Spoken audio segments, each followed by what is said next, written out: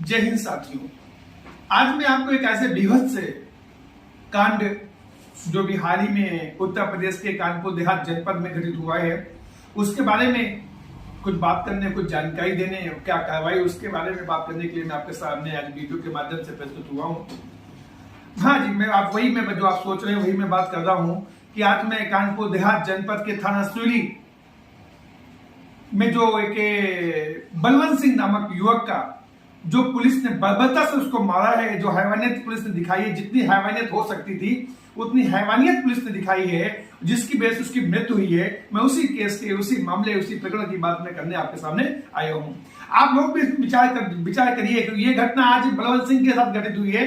आज कितने बलवंत सिंह इन अधिकारियों द्वारा मौत घाव उतार दिए जाएंगे, इस पर विचार करने की जरूरत है। और यदि हमने इसके खिलाफ आवाजें नहीं उठाई तो ये घटना रोज आम बात हो जाएगी। अभी आपने कानपुर नगर में एक गोरखपुर में केस देखा था। कानपुर नगर के व्यापारी थे मनीष हत्याकांड, जिसका गोरखपुर में से वसूली की वजह से हत्या कर दी गई थी। अभी ये हाल ही भी कानपुर देहात का एक केस अभी 2-3 दिन पहले का सामने आया है, जिसका कल दाह संस्कार हुआ है। तो हम बलवंत सिंह, एक जो पुलिस थाना सूली की पुलिस उनको पूछताछ के लिए लेके आने के बाद क्या ऐसी पूछताछ की जाती है कि उसकी मृत्यु हो जाए, उसकी हत्या कर दी जाए? इतना इन हैवान पुलिस वालों को किसने अधिकार दे दिया है? इनका मनोबल कहां से इतना बढ़ जाता है कि इतनी हैवानियत करने में इनको मन में डर भी नहीं होता? बिल्कुल। मैं तो यही कहूंगा कि ऐसे लोगों का हाथ जैसा इन्होंने किया है, इनका भी ऐसा ही होना चाहिए। पूरी घटना मैंने भी पेपर में पढ़ी, मैंने पेपर में लेके इस घटना का संज्ञान लिया और संज्ञान लेते हुए राष्ट्रीय मानवाधिकार आयोग नई दिल्ली को 2 दिन पहले ही मैंने अवगत कराया पूरे प्रकरण से। और मैंने उसमें एक मांग की कि ऐसे हैवान अधिकारियों को निलंबन तो एक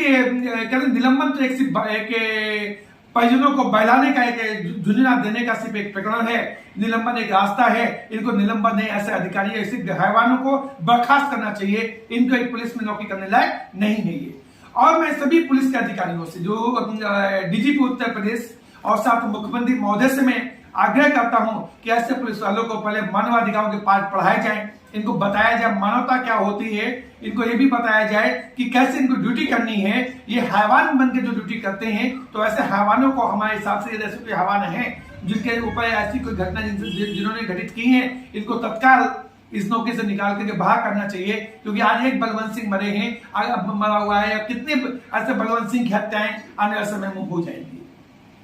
आप जरा सोच के देखिए कि क्या ऐसा कोई मारता है कि उसकी बॉडी में 24 निशान, ये तो पोस्टमार्टम में आए जो बड़े बड़े निशान, 24 निशान आए हैं। जो मैंने उसकी वीडियो जो फोटो देखे मैंने हैं, तो उसमें पूरी बॉडी उसकी नीली और काली पड़ी हुई है। इतनी बुरी तरह हैवानों ने मारा है। शायद अभी तक मेरे इतने जीवन काल में इतना बीभत्स का जो मैं कहूंगा कांड कोई नहीं हुआ है। आखिर पुलिस वालों को कौन से ऐसा लाइसेंस देता है इतने मारने का? किसी भी कानून में नहीं लिखा है कि इनको पूछताछ में कुछ कराने के लिए इनको इस तरह का ये व्यवहार करे, इस तरह से हैवानियत करे। ये किसी भी कानून में नहीं लिखा हुआ है। एक नौरिया जिसने जीवन शुरू किया था 2019 में, उसकी शादी हुई, उसके 2 छोटे-छोटे बच्चे हैं, अपने परिवार का इकलौता लड़का था वो। अब आप सोच के देखिए, जिस परिवार का लड़का चला गया है उसके माँ बाप पे क्या बीती हुई। इकलौता लड़का था, बुढ़ापे का सहारा था उनका। अब उनके बुढ़ापे का सहारा कौन बनेगा? कौन उनको बुढ़ापे में उनको दवा दारू इलाज कौन कराएगा? कौन उनके जो बच्चे, 2 छोटे बच्चे हैं, उनका जीवन यापन कौन करेगा? कौन उसकी पत्नी का जीवन यापन करेगा? ये सोचने की बात है। भले ही आज उसको 302 का मुकदमा लिख गया है हैवानों पर, लेकिन इन हैवानों को 302 मुकदमे में जमानत ले लेंगे, फिर नौकरी में भी आ जाएंगे। क्योंकि हमें ये सब आप भी जानते हैं, हम भी जानते हैं कि अभी क्योंकि मीडिया प्रकरण में तेजी किए हुए हैं, आम जहां जुड़े हुए हैं, इसलिए अधिकारी भी जो हैं उनको मुकदमा लिखवाना, ये करना, सब कार्रवाई कर रहे हैं। लेकिन अभी मीडिया का ध्यान भी इससे हट जाएगा। सब लोग अपने काम में लग जाएंगे और इसका डंस कौन झेलेगा? इनके परिवार वाले झेलेंगे। और उसमें चार्जशीट जब लगती है, आप भी बड़े खेल जानते हैं चार्जशीटों के क्या खेल होते हैं, तो एविडेंस नहीं होंगे, कहीं कुछ नहीं लगेगा, बाद में मामला इतना कमजोर कर दिया जाएगा कि सभी हैवान जो है ये बैठक बली हो जाएंगे। फिर वही तांडव, वही जगन हत्या, मैं कहूंगा अगर हत्या करना इनका, फिर वही तांडव शुरू हो जाएगा। तो हम सब लोग मिलकर इसमें आवाज उठाएं, जबरदस्त आवाज उठाएं कि इन हैवानों को सजा दी जाए। जैसे बलात्कारियों में कई हमारी योगी सरकार ने कई बलात्कारियों के साथ किया, वैसा काम इनके साथ करना चाहिए सरकार को।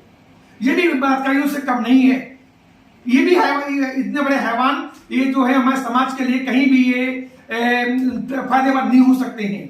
और मैं उत्तर प्रदेश सरकार और डीजीपी उत्तर प्रदेश से आग्रह करता हूं इन हैवानों को सख्त कार्रवाई करने के लिए, इन हैवानों पर सख्त कार्रवाई करने निर्देशित किया जाए। जांच कमेटी बना करके ऐसी जांच कमेटी बनाई जाए जो पक्षपात न करे, किसी का बेटा गया है ये भी ध्यान में होना चाहिए। और साथ में इनको मानव अधिकारों का पाठ पढ़ाया जाए, इनको सिखाया जाए कानून क्या है। इनको भी कानून, ये पुलिस में आने का मतलब नहीं है कि कानून अपने हाथ में लेकर काम करें, इतना इनको अधिकार संविधान नहीं देता है। इनको बताया जाए इस चीज के बारे में और इन हैवानों को इतनी सख्त सजा दी जाए, दिलाई जाए और दी जाए कि आगे आने वाले जो हमारे अधिकारी हैं, पुलिस विभाग के लोग हैं, उनको ऐसा कार्य करने में उनको रुका पे उनकी, तभी ये घटनाएं रुकेंगी, अदरवाइज घटनाएं नहीं रुकेंगी। अभी इनके परिवार के देखिए, इनके परिवार के जनों में इनका भले इनको सजा मिल जाए, सब कुछ हो जाए, लेकिन इनके परिवार को भरण पोषण कौन करेगा? इनके परिवार के बच्चों का पालन पोषण कौन करेगा? क्योंकि शिक्षा की व्यवस्था और बच्चों की आगे की व्यवस्था कौन देखेगा? पत्नी की व्यवस्था कौन देखेगा? ये सब जो इनको पैसा कहां से घर वालों का जीवन यापन होगा? इसके लिए हमारी संस्था मानवाधिकार सुरक्षा और सुरक्षा ऑर्गेनाइजेशन ने राष्ट्रीय मानवाधिकार नई दिल्ली को अवगत कराते हुए संपूर्ण प्रकार की जानकारी देते हुए उनसे आग्रह किया है कि सर्वप्रथम तो एक ऐसा नियम या ऐसे कुछ नियम लाया जाए या कुछ बनाया जाए जिससे इन हैवानों पर सख्त कार्रवाई हो सके। और नंबर 2, इन हैवानों, मैं हैवान वर्ड इनके लिए यूज करूंगा, इन हैवानों को जो इनका फंड है, जो इनका पैसा है, जो इनके वेतन भत्ते हैं, उन सब से इनका अमाउंट काट करके पूरे परिवार को जो एक लमसम अमाउंट जो उनके जीवन यापन के लिए होना चाहिए आगे तक के लिए, वो पूरा मुआवजे के रूप में इनको दिया जाए, इनके घर वालों को दिलाया जाए, जिससे इनको भी एक सजा मिले, इनको भी लगे कि ऐसा करने के पीछे बाद हमारे साथ क्या घटेगा हमारे साथ में। दूसरा, एक बहुत ही निंदनीय बात, मतलब मुझे देख के आश्चर्य हुआ कि अधिकारी ऐसे कैसे कर सकता है। जितने मैं बड़ी अधिकारियों को देखा हूं, सबने बलवंत सिंह के पक्ष में बातें बोली हैं, इस हैवानियत की सबने विरोध किया है। लेकिन कानपुर देहात की एसपी महोदया का जब मैंने पेपर में पढ़ा तो मैं दंग रह गया, आश्चर्य हुआ मुझे कि कांग्रेस अधिकारी ऐसे कैसे बयान दे सकती है। अरे गैर जिम्मेदार बयान कैसे हो सकता है? उनका बयान लिखा था कि जो कुछ लोग पकड़े गए थे उन्होंने जब बलवंत सिंह का नाम लिया तो बलवंत सिंह को पुलिस पकड़ के लाई। बलवंत सिंह ने उनके सीने में दर्द की बात बताई, उनको पुलिस से हॉस्पिटल लेके जहां उनकी मौत हो गई।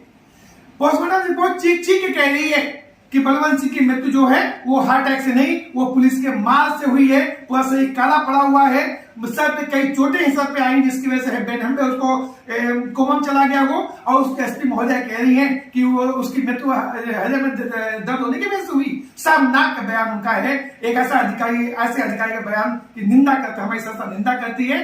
तो मैं नहीं समझता कि ऐसे कहीं उच्च अधिकारी को ऐसे बयान देने चाहिए। यदि गलती हुई है जल्दी स्वीकार करने की हिम्मत रखिए, क्योंकि आप ही जिले के कप्तान हैं और कप्तान जो जिले का मुखिया होता है, जब अच्छी चीजों क्रेडिट आप लेते हैं तो जो ये घटना घटी इसका क्रेडिट भी आपको लेना चाहिए और पब्लिक के सामने आना चाहिए। आपको गलती बताना चाहिए क्यों गलती हुई है, न कि पता डालना चाहिए। इससे आपके कार्यशैली पर प्रश्न लगता है।